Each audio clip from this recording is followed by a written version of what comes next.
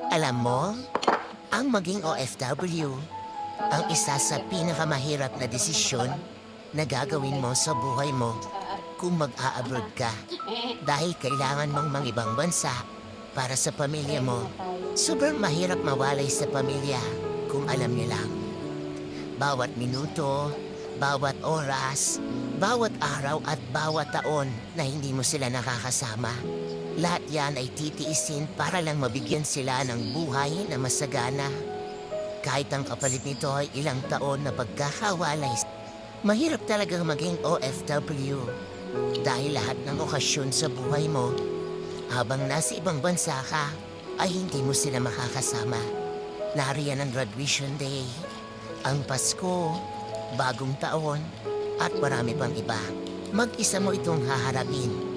Oo, mag-isa. Ang isa sa pinakamalakas na kalaban ng mga OFW na kapag hindi mo nalabanan, talo ka.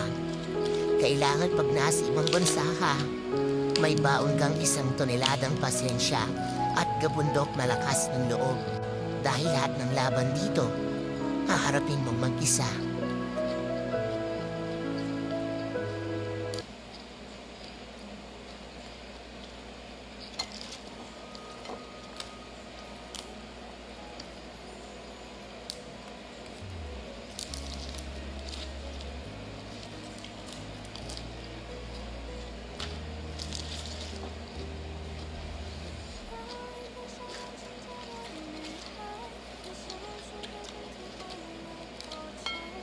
Sarap kaya ito.